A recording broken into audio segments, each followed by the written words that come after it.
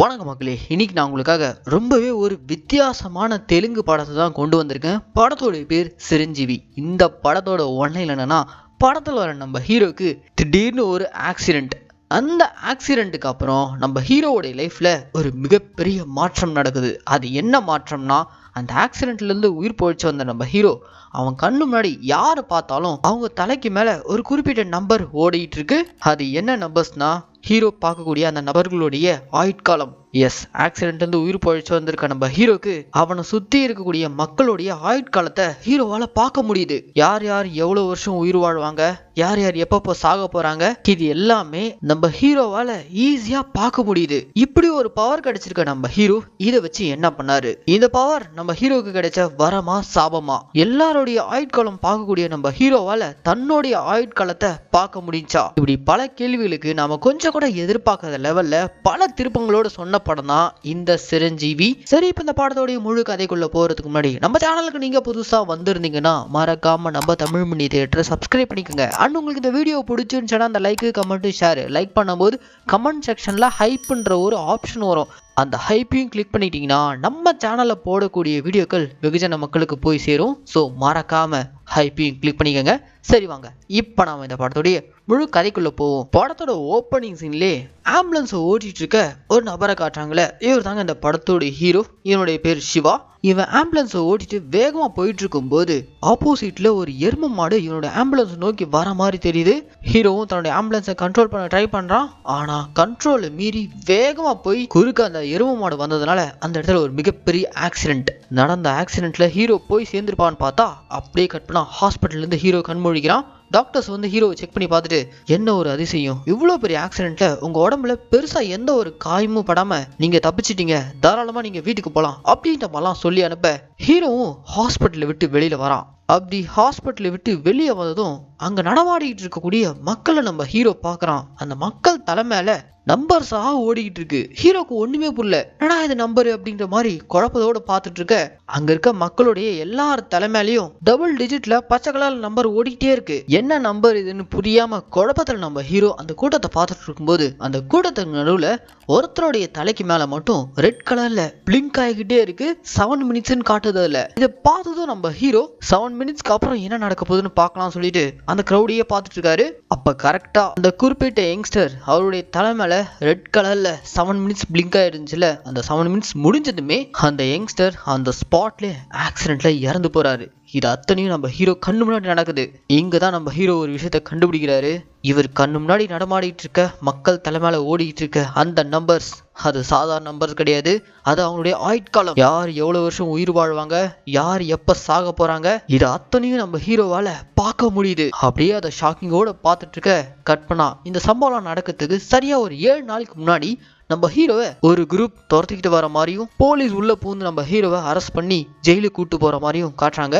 ஜெயிலுக்குள்ள வந்ததும் செல்லுக்குள்ள ஒரு பக்கம் ஒரு சாமியார் இருக்காரு, இன்னொரு பக்கம் அதே செல்லில் இருக்க ஒரு கைதி நம்ம ஹீரோவை பார்த்து, யார்பா நீ, பெரிய கேங்ஸ்டரா, வெளியில ஒரு பெரும் படையே உன்னை துரத்திட்டு வந்திருக்கே, ஆமா நீ யார்பா அப்படின்ற மாதிரிலாம் ஹீரோவை பில்டப் கொடுத்து கேட்க இந்த இடத்துல நம்ம ஹீரோ தான் யாருன்னு சொல்லிட்டு ஒரு பிளாஷ்பேக்கை ஓபன் பண்றாரு. சின்ன வயசுல இருந்தே நம்ம ஹீரோக்கு வேகமா போறதுன்னா ரொம்ப பிடிக்கும். ஒரு சைக்கிள் கிடைச்சா கூட வேகமா ஓட்டக்கூடியவர் தான் நம்ம ஹீரோ. இப்படி எல்லாத்துலயும் ஃபாஸ்டா இருக்கக்கூடிய நம்ம ஹீரோவுடைய அப்பா அம்மாவை காட்டுறாங்க. அப்பா சரியான குடிகாரர், ஊர் ஃபுல்லா கடன் வாங்கிட்டு குடிகாரனா வளம் வந்துட்டு இருக்காரு தான் ஹீரோவுடைய அப்பா. ஆனா ஹீரோவுடைய அம்மா நேர் ஆப்போசிட். அவங்க பயங்கர பக்தி, தன்னுடைய பையன் நல்லா இருக்கணும்ன்றதுக்காக வேண்டாத தெய்வம் இல்ல, போகாத கோயில் இல்ல, இப்படி ஒரு பக்திமானா இருக்கிறவங்க தான் ஹீரோவுடைய அம்மா. இப்படி போயிட்டு இருக்க ஹீரோவுடைய ஃபேமிலியில கொஞ்ச நாள்ல ஹீரோவுடைய அப்பா இறந்து போயிடுறாரு. அதுவும் ஏகப்பட்ட கடன் வாங்கிட்டு இறந்து போயிடுறாரு. இதனால கடங்காரங்க எல்லாம் தினமும் நம்ம ஹீரோவுடைய வீட்டுக்கு வந்து டார்ச்சர் பண்றாங்க. இப்படியே போச்சுன்னா வேலைக்காக நம்ம தான் ஏதாவது பண்ணணும்னு சொல்லிட்டு நம்ம கிட்ட இருக்கக்கூடிய ஒரே திறமை வேகமா போறது. அந்த ஸ்கில்லை யூஸ் பண்ணி ஏதாவது பொழப்பு நடத்துவோன்ற மாதிரி முதல்ல நம்ம ஹீரோ ஸ்விக்கி, ஜொமேட்டோ அதெல்லாம் ஓட்டி பார்க்கறான். ஆனா அது எதுவுமே அவனுக்கு கை கொடுக்கல. இப்படி போயிட்டு இருக்கும்போது தான் ஒரு நபர் வந்து, தம்பி நான் உனக்கு ஒரு ஆம்புலன்ஸ் தரேன், நீ ஆம்புலன்ஸ் ஓட்டு, அதுதான் உனக்கு கரெக்டா இருக்கும், முன்பணமா ஒரு 2 லட்சம் மட்டும் ஏற்பாடு பண்ணி எடுத்துட்டு வா அப்படின்ற மாதிரிலாம் சொல்லி அனுப்ப ஹீரோவும் கந்து வெட்டி கடன் கொடுக்குறவங்க கிட்ட போயிட்டு, நான் ஒரு 2 லட்சம் மட்டும் கடன் கொடுங்க, கூடிய சீக்கிரம் எல்லா கடனையும் அடைச்சிடுறேன் அப்படின்ற மாதிரி கந்து வெட்டி கடன்காரங்கிட்ட 2 லட்ச ரூபா கடன் வாங்கிட்டு வந்து வந்து ஒரு ஆம்புலன்ஸா வாங்குறாரு. அப்படியே அந்த ஆம்புலன்ஸ் வாங்கினதுக்கு அப்புறம் தான் நம்ம ஹீரோ ஆம்புலன்ஸ் டிரைவரா மாறுறாரு. இப்படி போயிட்டு இருக்க ஹீரோவுடைய லைஃப்ல ஹீரோ வீட்டுக்கு ஆப்போசிட்ல ஒரு கப்பிள்ஸ் காட்டுறாங்க. இவங்க 2 பேரும் வீட்டை எதிர்த்து கல்யாணம் பண்ணிட்டு இங்க வந்து சந்தோஷமா வாழ்ந்துட்டு இருக்காங்க. இப்படி இந்த கேரக்டர்ஸை காட்டினதும் அடுத்ததா நம்ம ஹீரோயின், இவங்களுடைய பேர் திவ்யா. ரொம்ப வருஷமா நம்ம ஹீரோவும் ஹீரோனும் லவ் பண்ணிட்டு இருக்காங்க. ஸோ இப்படியே நம்ம ஹீரோவுடைய லவ் லைஃப் ஒரு பக்கம் போயிட்டு இருக்க, ரீசெண்டா ஆம்புலன்ஸ் வாங்கியிருக்கான். நிறைய பேரை தன்னுடைய ஆம்புலன்ஸ்ல கூட்டு போய் காப்பாத்துறான். எல்லாமே ஒரு ரவுடியை சந்திக்காத வரைக்கும் ஸ்மூத்தா தான் போயிட்டு இருந்திருக்கு. ஆனா அந்த ஏரியாவுடைய ரவுடி நம்ம ஹீரோவுடைய ஆம்புலன்ஸ்னால ஒரு பெரிய சிக்கல்ல மாற்றான். அதனால இந்த ரவுடியோட ஆட்கள் எல்லாம் ஹீரோ துரத்த ஆரம்பிச்சாங்க. இப்படிதான் நம்ம ஹீரோ ஜெயிலுக்கு வந்ததா செல்லுல இருக்க அந்த கைதி கிட்ட சொல்ல, அடடி நான் பெரிய கேங்ஸ்டர் டானா இருப்பேன்னு நினைச்சா டம்மி பிசா நீ, முன்ன மாதிரியே இதே செல்ல ஒரு சாமியார் இருக்கா அப்படின்ற மாதிரி அந்த செல்லுக்குள்ள இருக்க ஒரு சாமியார் கை காமிச்சு, 2 பேருமே டம்மிக்கு தான், உங்க கூட இந்த செல்லுக்குள்ள இருக்கிறது எனக்கு தான் அவமானம், யோ பிசி முதல்ல இவனை அமுச்சுடியா அப்படின்ற மாதிரி உள்ள இருக்க கைதி காத்த ஸ்டேஷன்ல இருக்கவங்களும் நம்ம ஹீரோவை, தம்பி நீ வீட்டுக்கு போலாம் அப்படின்ற மாதிரி அமுச்சு விட்டுறாங்க. ஸ்டேஷன்ல இருந்து நம்ம ஹீரோ நேரா வீட்டுக்கு வந்ததும் பீரோல இவன் கொஞ்சம் காசு எடுத்து வச்சிருப்பான். அந்த காசு தான் தேடிக்கிட்டு இருக்கான். ஆனா காசை காணோம். அப்ப அந்த இடத்துல இவங்க அம்மா கையில ஒரு போட்டோவோட என்ட்ரி கொடுக்குறாங்க. அப்படி அந்த போட்டோவோட உள்ளுக்குள்ள வந்து, மகனே பீரோல நீ எவ்வளோ தேடினாலும் அந்த பணம் இருக்காது, ஏன்னா அந்த பணத்தை நான் எடுத்துட்டேன். உனக்காக நான் ஒரு ஜோசியருக்கு போய் பார்த்தேன். அந்த ஜோசியர் உன்னோட ஜாதகத்தை பார்த்துட்டு உன் லைஃப்ல ஏதோ ஒரு பெரிய கண்டம் இருக்காப்பா, அந்த கண்டத்துல இருந்து நீ வெளியே வரணும்னா அதுக்கு ஒரே வழி யமதர்ம கடவுளை தினமும் வேணுமா, அதுக்காக தான் யமதர்மனுடைய போட்டோ வாங்கிட்டு வந்திருக்கேன் அப்படின்ற மாதிரி போட்டோவை காட்ட ஹீரோ கடுப்பாயிடுறான். மா ஆல்ரெடி எனக்கு ஏகப்பட்ட பிரச்சனை இருக்கு, தேவையில்லாம நீங்க இப்படிலாம் வேற பண்ணிட்டு இருக்கீங்களா அப்படின்ற மாதிரி கோவத்துல கண்ணா பின்னா திட்டிட்டு அந்த போட்டோவை அங்கேயே போட்டு வீட்டுல தான் அம்மா கிட்ட சண்டை போட்டு அங்க இருந்து கிளம்பியிருக்கான். ஹீரோவுடைய அம்மா அவங்க வாங்கிட்டு வந்த அந்த யமதர்ம போட்டோவே பார்த்துட்டு இருக்காங்க. கற்பனா இந்த பக்கம் நம்ம ஹீரோ ஆம்புலன்ஸ் வாங்கிட்டா பிரச்சனை தீர்ந்துடும் பார்த்தா மேலும் மேலும் பிரச்சனை அதிகமாயிட்டே தான் போயிட்டு இருக்கே அப்படின்ற மாதிரி குழப்பத்தில் நம்ம ஹீரோ ஆம்புலன்ஸை வேகமா ஓட்டிட்டு போயிட்டு இருக்கும்போது தான் ஓப்பனிங்ல பார்த்த அந்த எறும்பு மாடு குறுக்க வந்திருக்கும். அதுக்கப்புறம் தான் நம்ம ஹீரோக்கு அந்த ஆக்சிடென்ட்டே நடந்திருக்கும். ஆனா ஆக்சிடென்ட் நடந்த அந்த ஸ்பாட்ல இருக்கக்கூடிய சிசிடிவி ஃபுட்டேஜை செக் பண்ணா ஹீரோ சொல்றபடி ரோட்ல எந்த ஒரு எருமை மாடும் குறுக்க வரவே இல்லை. ஹீரோவுடைய கண்ணுக்கு மட்டும் தான் தெரிஞ்சிருக்கு. அதுக்கப்புறம் ஹாஸ்பிட்டலையும் டாக்டர்ஸ் செக் பண்ணி பார்த்துட்டு உங்களுக்கு எந்த பிரச்சனையும் இல்லைன்னு சொல்லிட்டு டிஸ்சார்ஜ் பண்ணி அனுப்பியிருப்பாங்கல்ல. அதுக்கப்புறம் தான் வெளியே வந்ததுல இருந்து எல்லாருடைய தலைமையில ஓடிட்டு இருக்க அந்த நம்பர்ஸ் அதை பார்த்ததும் அவனுடைய ஆயுட்காலம்னு ஹீரோக்கு தெரிய வந்திருக்கு. உடனே நம்ம ஹீரோ வீட்டுக்கு வந்ததும் கண்ணாடி முன்னாடி போய் நின்றுட்டு தன்னுடைய ஆயுட்காலத்தை தெரிஞ்சுக்கலாம்னு சொல்லிட்டு பாக்குறான். ஆனா இவன் தலைமையில ஓடிட்டு இருக்க அந்த நம்பர்ஸ் தெரியவே இல்லை. ஆனா அதுவே அவனுடைய அம்மா, அவனுடைய காதலி, அவங்களுடைய நம்பர்ஸை இவனால ஈஸியா பார்க்க முடியுது.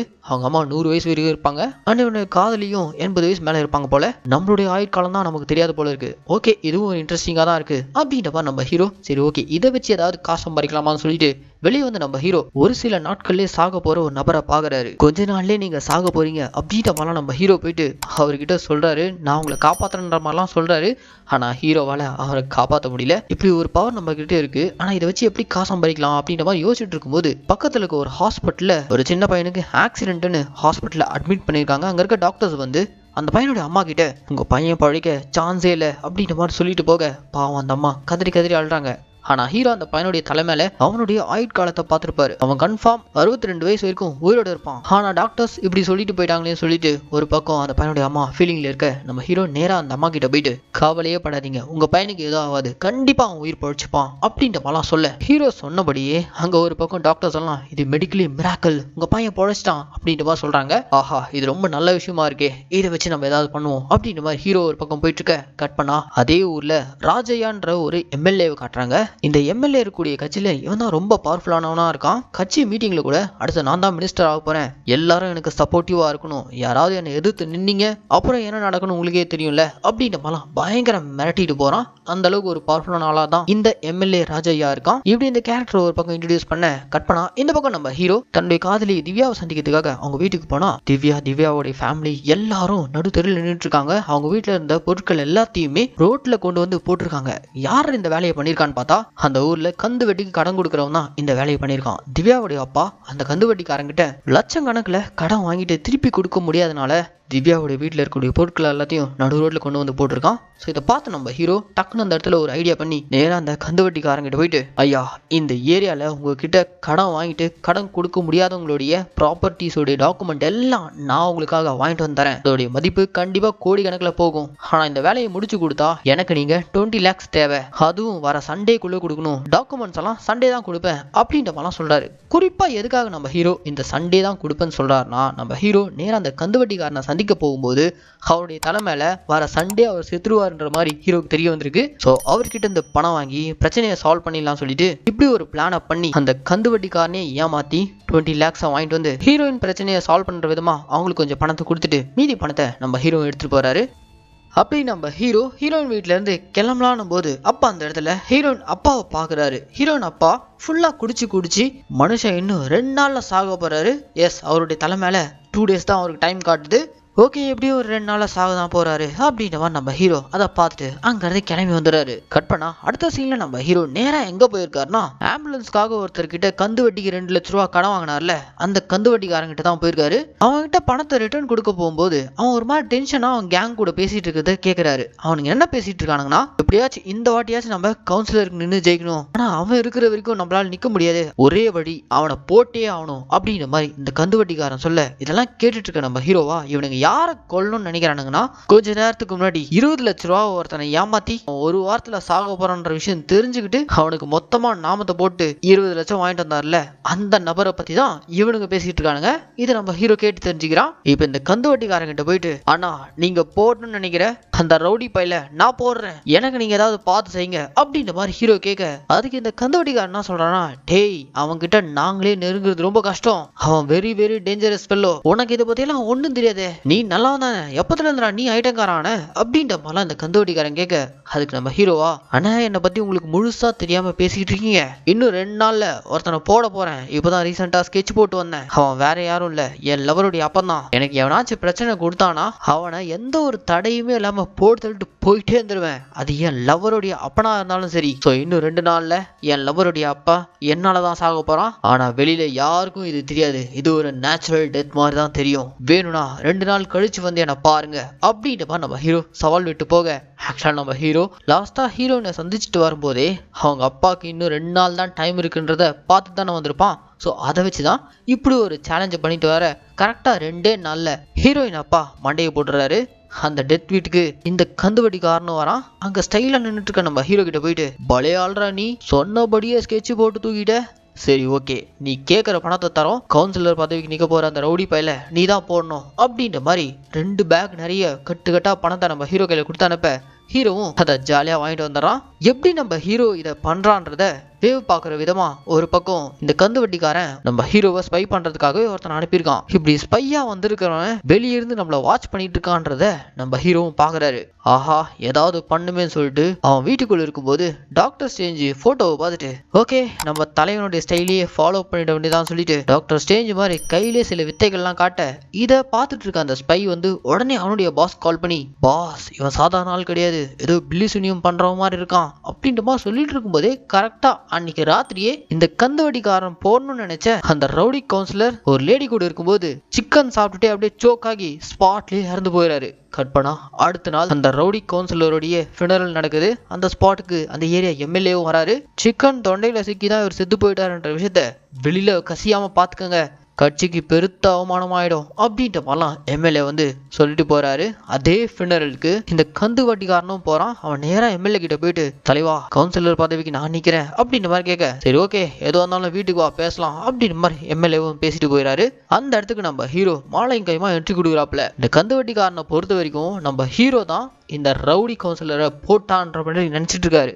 ஆனா உண்மை அவனுடைய விதி, அவன் போய் சேர்ந்துட்டான். அது தெரியாம அங்க ஹீரோ என்ட்ரி கொடுத்ததும் இந்த கந்துவட்டிக்காரன் நேரா நம்ம ஹீரோ கிட்ட போயிட்டு, டேய் உன்னை நான் என்னவோ நினைச்சேன், ஆனா பழைய கில்லாடியா இருக்கே, உனக்குள்ள ஏதோ இருக்கு, ஆனா அந்த விஷயம் என்ன தாக்காம பாத்துக்கோ அப்படின்ற மாதிரிலாம் இந்த கந்துவட்டிக்காரன் கேட்க, கந்துவட்டிக்காரனை நம்ம ஹீரோவிலே பாக்குறாரு. அவனுடைய ஆயுட்காலம் 100 வயசு வரைக்கும் இருக்கு, சோ கவலையே படாத, நீ 100 வயசு வரைக்கும் நிம்மதியா இருப்ப அப்படின்ற மாதிரிலாம் சொல்லிட்டு போறாரு. இப்படியே நம்ம ஹீரோ இந்த திட்டு பசங்களுக்கு வேலை பார்த்து சம்பாதிச்சுக்கிட்டு இருக்க, ஹீரோ வீட்டுக்கு ஆப்போசிட்ல வீட்டை எதிர்த்து ஓடி வந்த கப்பிள்ஸ் இருக்காங்கல்ல, அதுல ஹஸ்பண்ட்காரன் ஏதோ வேலை விஷயமா வெளியூர் போறாராம். எதாச்சியா நம்ம ஹீரோ அவர் வீட்டுல இருந்து கிளம்பும்போது பார்க்கும்போது அவருடைய தலை மேல ரெட் கலர்ல பிளிங்க் அடிக்குது. எஸ், அவர் இன்னும் 2 நாள் தான் உயிரோடு இருக்க போறாரு அவ்வளவுதான். இந்த விஷயம் பார்த்ததுமே நம்ம ஹீரோ நேரா போயிட்டு எப்படியாச்சும் அவரை தடுக்கணும், அவருடைய உயிரை காப்பாற்றணும்னு சொல்லிட்டு முயற்சி பண்றாரு.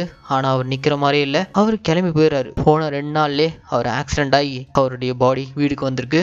வீட்டை எதிர்த்து காதலிச்சு கல்யாணம் பண்ணி இங்க வந்தா இப்படி ஆல் பாய்ஸ்ல கணவர் போயிட்டானேன்னு சொல்லிட்டு அந்த சோகத்திலே மனைவியும் அவங்க வீட்லயே தூக்கு மாட்டி இறந்து போயிடறாங்க. இந்த விஷயம் நம்ம ஹீரோ பயங்கரமா உலுக்கிடுது. ஏன்னா இறந்து போன அந்த கணவருடைய வைஃப் இருக்காங்களே, அவங்கள நம்ம ஹீரோ பார்க்கும்போது அவங்க தலை மேல கிட்டத்தட்ட 60 இயர்ஸ் வரைக்கும் அவங்க உயிரோட இருப்பாங்க அப்படின்ற மாதிரி கிரீன் லைட் தான் எரிஞ்சிருக்கும். ஆனா இப்போ அதையும் மீறி அவங்க தற்கொலை பண்ணி இறந்து போயிருக்காங்க. சில விஷயங்கள்லாம் நம்மளையும் மீறி நடக்குது அப்படின்றத அந்த இடத்துல நம்ம ஹீரோ புரிஞ்சுக்கிறாரு. இறந்து போன அந்த பொண்ணை நினைச்சு நம்ம ஹீரோ அப்படியே ஃபீலிங்கா வீட்டுல உட்காந்துட்டு இருக்கும்போது ஹீரோயின் வந்து ஹீரோவை பார்த்து ஏன் ஒரு மாதிரி டல்லா இருக்க, எங்கேயாச்சும் கோயிலுக்கு போலாமா அப்படின்ற மாதிரி கேட்க, அப்ப அந்த இடத்துல நம்ம ஹீரோவுடைய அம்மா வந்து எந்த ஒரு பெரிய கோயிலுக்கு போறதா இருந்தாலும் நாம மனசு வச்சா மட்டும் போதாது, அந்த கோயில்ல இருக்க கடவுளும் மனசு வைக்கணும், அப்பதான் நம்மளால அந்த கோயிலுக்கு போக முடியும் அப்படின்ற மாதிரிலாம் ஹீரோவுடைய அம்மா சொல்லிட்டு இருக்கும் போதே அப்ப ஹீரோவுடைய வீட்டுக்கு வெளியில ஒருத்தர் பரபரப்பா வந்து எமர்ஜென்சியா இந்த ரேர் பிளட் குரூப்பை 150 கிலோமீட்டர் தள்ளி இருக்க ஒரு ஊர்ல கொண்டு போய் கொடுக்கணும்பா, அப்படி கொடுத்தாதான் அங்க ஒரு உயிர் காப்பாற்றப்படும் அப்படின்ற மாதிரிலாம் சொல்ல, உடனே நம்ம ஹீரோ அந்த பிளட்டை எடுத்துக்கிட்டு தன்னுடைய ஆம்புலன்ஸ்ல அடிச்சு பிடிச்சி வேகமா அந்த ஊருக்கு கொண்டு போய் சேர்க்கிறாரு. நல்லபடியா அந்த பேஷண்ட்டையும் காப்பாத்துறாரு. ஆனா இவரு வேகமா ஓட்டிட்டு வந்ததுல அவருடைய ஆம்புலன்ஸ் ரொம்ப டேமேஜ் ஆயிடுது. ஸோ அதனால அங்கேயே ஒரு மெக்கானிக் ஷெட்ல விட்டுட்டு பஸ்ஸை பிடிச்சி போலான்னு பாக்குறாரு. போற வழியில ஒரு எக்ஸல் வண்டிக்காரங்கிட்ட லிஃப்ட் கேட்டு என்ன பஸ் ஸ்டாண்ட்ல விடுங்கன்னு சொல்லிட்டு போக அவர் கூட்டிட்டு போயிட்டு நம்ம ஹீரோவை ஒரு கோயில் வாசல்ல விட்டு போயிறாரு. அது என்ன கோயில்னா யமதர்மனுடைய கோயில். இந்தியாவிலேயே யமதர்மனுக்கு 2 இடத்துல தான் கோயில் இருக்கு. அதுல ஒரு கோயில் தான் இது. இந்த கோயிலுக்குள்ள நம்ம ஹீரோ போறாரு. அப்பதான் ஒரு விஷயத்த நம்ம ஹீரோ ரியலைஸ் பண்றாரு. கொஞ்ச நேரத்துக்கு முன்னாடி அவங்க அம்மா சொல்லியிருப்பாங்க, எந்த ஒரு கோயிலுக்கு போறதா இருந்தாலும் அந்த கோயில் இருக்கக்கூடிய கடவுள் மனசு வச்சாதான் நம்மளால அந்த கோயிலுக்குள்ளேயே போக முடியும். அப்படிதான் இந்த கோயிலுக்குள்ள கடவுளா இருக்க யமதர்ம ராஜா தான் நம்மளை இங்க கொண்டு வந்திருக்காரு அப்படின்ற மாதிரி நம்ம ஹீரோ உள்ளுக்குள்ள போய் பாக்குறாரு. உள்ள போனா ஒரு சாமியார் சில விஷயங்கள்லாம் பக்தருக்கு சொல்லிக்கிட்டு இருக்காரு. நம்மளுடைய பிறப்பு இறப்பு இது எல்லாமே நம்மளுடைய பாவ கணக்கை வச்சுதான் அப்படின்ற மாதிரி சொல்லிக்கிட்டே ஒரு கதையும் சொல்றாரு. இந்த மாதிரி 50 பேர் ஒரு பஸ்ல இமயமலைக்கு யாத்திரையா போயிட்டு இருந்திருக்காங்க. அப்படி போயிட்டு இருக்கும்போது திடீர்னு இவங்க போயிட்டு இருக்க பஸ்ஸுக்கு முன்னாடியும் இடி மின்னல் பயங்கரமா தாக்கியிருக்கு, பின்னாடியும் இடி மின்னல் பயங்கரமா தாக்கியிருக்கு. இவங்களால 1 இன்ச் கூட நகர முடியல. அப்பதான் அந்த பஸ்ஸுக்குள்ள இருக்க ஒரு பெரிய என்ன சொல்லியிருக்காருன்னா, நம்ம பஸ்ஸுக்குள்ள யாரோ பெரிய பாவம் பண்ணியிருக்கோம், நம்மளை கொல்றதுக்காக தான் யமதர்மன் இப்படி ஒரு விஷயத்த பண்ணிட்டு இருக்காரு. பஸ்ல இருந்து ஒவ்வொருத்தரா இறங்கி கீழே போவோம், யாரு பாவம் பண்ணியிருக்காங்களோ அவங்கள யமதர்மன் கூட்டு போயிடுவாரு, மிச்சம் இருக்கிறவங்க எல்லாரும் தப்பிச்சு இங்கிருந்து போயிடலாம் அப்படின்ற மாதிரி சொல்ல பஸ்ல இருக்க பேசஞ்சர்ஸும் அதுக்கு ஒத்துக்கிட்டு ஒவ்வொருத்தரா இறங்கி போறாங்க. கடைசியா 50வது ஆள் அந்த பஸ்ஸுக்குள்ளேயே உட்காந்துட்டு ப்ரே பண்ணிக்கிட்டே இருக்காரு. இல்ல என்னால என் லைஃபை ரிஸ்க் எடுக்க முடியாது, எனக்கு ஒரு குடும்பம் இருக்கு, என் ஃபேமிலி என்ன நம்பிதான் இருக்காங்க, என்னை விட்டுருங்க அப்படின்ற மாதிரி அந்த ஃபேமிலி மேன் எவ்வளோ கதறி இருக்காரு. ஆனா அந்த பஸ்ல இருக்க பேசஞ்சர்ஸ் எல்லாரும் வலுக்கட்டாயமா அந்த நபரை கொண்டு போய் வெளியில் நிறுத்திருக்காங்க.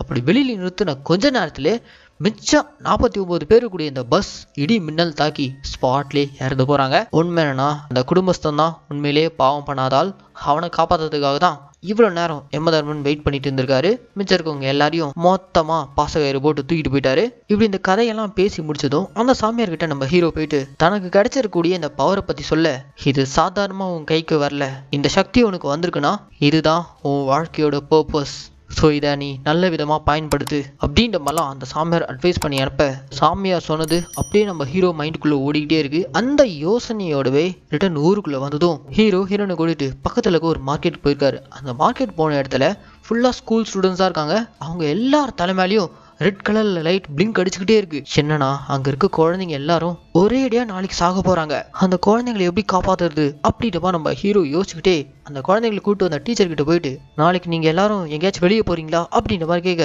அதுக்கு அந்த டீச்சர் என்ன சொல்றாங்கன்னா, நாளைக்கு எம்எல்ஏ இடத்துல ஒரு பெரிய ஃபங்க்ஷன் நடக்க போகுது, அந்த ஃபங்க்ஷனுக்கு தான் அந்த குழந்தைங்களை எல்லாம் கூட்டு போறோம் அப்படின்ற மாதிரி சொல்ல, எம்எல்ஏ நடத்த போற அந்த ஃபங்க்ஷன்ல ஏதோ ஒரு பெரிய பிரச்சனை இருக்கு, அது என்னன்னு கண்டுபிடிக்கணுன்றதுக்காக நம்ம ஹீரோ எம்எல்ஏவுடைய இடத்துக்கு போய் பாக்குறாரு. எல்லா பக்கமும் சுத்தி முத்தி பாக்குறாரு. ஆனா எந்த ஒரு தடையும் கிடைக்கல. போலீஸ் ஸ்டேஷன்ல போய் கம்ப்ளைண்ட் கொடுத்தாலும் பெருசா யாருமே கேர் எடுத்துக்கல. உடனே நம்ம ஹீரோ என்ன பண்றாரு, நாளைக்கு யாரும் எம்எல்ஏ ஃபங்க்ஷன்ல போய் அட்டன் பண்ணாதீங்க, அங்க போனா உயிருக்கு ஆபத்து, யாரும் அங்க பாம்பு வச்சிருக்காங்க அப்படின்றவா நம்ம ஹீரோவே ஒரு பொருளையை கிளப்பி விட, அவ்வளவுதான். அடுத்த நாள் எம்எல்ஏ வீட்டுல அந்த ஃபங்க்ஷன் கேன்சல் ஆகுது. இந்த விஷயம் எம்எல்ஏக்கு தெரிய வந்ததும் செம்ம கோபமா வர்றாரு. ஏன்னா ஆக்சுவலா ஒரு உண்மையிலே நாளைக்கு நடக்க போற அந்த ஃபங்க்ஷன்ல ஸ்கூல் ஸ்டூடெண்ட்ஸை வர வச்சு பாம் பிளாஸ்ட் பண்ணி அனுதாப ஓட்டு வாங்குறதுக்காக இப்பேற்பட்ட பிளான் அவர் போட்டு இருந்திருக்காரு. ஆனா இந்த பிளானை யாரோ லீக் பண்ணிட்டாங்கன்னு சொல்லிட்டு அந்த இடத்துல எம்எல்ஏ செம்ம டென்ஷன் ஆகிறான். இந்த நேரம் பார்த்து எம்எல்ஏவை பார்க்கறதுக்காக அந்த கந்துவட்டிக்காரனும் வந்திருக்கான். அவனுக்கு அந்த கவுன்சிலர் பதவியில நிக்கணும், அதை பத்தி பேசுறதுக்காக தான் வந்திருக்கான். ஒருவேளை இவன் தான் அதை லீக் பண்ணியிருப்பானு சொல்லிட்டு அவனை கட்டி வச்சு அடிக்க, கடைசியில அந்த கந்துவட்டிக்காரன் எனக்கு என்னவோ இந்த சிவா மேலதான் சந்தேகமா இருக்கு, அவன் தான் இப்படிலாம் பண்ணிட்டு இருக்கான் அப்படின்ற மாதிரி ஹீரோவுடைய பேரை எம்எல்ஏ கிட்ட போட்டு கொடுக்க, அடுத்த சீன்லே இந்த எம்எல்ஏ நம்ம ஹீரோவை தூக்கிட்டு வந்து போட்டு பொலம் பொழந்து எப்படா நீ எங்க பிளானை லீக் பண்ணலாம் அப்படின்ற மாதிரி அடிச்சுக்கிட்டு இருக்க. அப்ப எம்எல்ஏவுடைய கையை நம்ம ஹீரோ பாக்குறாரு. எம்எல்ஏவுடைய கையில ஒரு வித்தியாசமான டீமன் டாட்டூவை குத்தி இருக்காரு. இந்த டீமனை வழிபடுறவங்க எல்லாரும் ரொம்ப ஈவிலா இருப்பாங்க, அந்த டீமனை பயங்கரமா நம்புவாங்க. இதை பத்தி நம்ம ஹீரோக்கு தெரிய வந்ததுமே அந்த இடத்துல இந்த எம்எல்ஏ ஏமாத்துற விதமா ஏதாவது பண்ணணுமே சொல்லிட்டு பார்த்துட்டே இருக்காரு.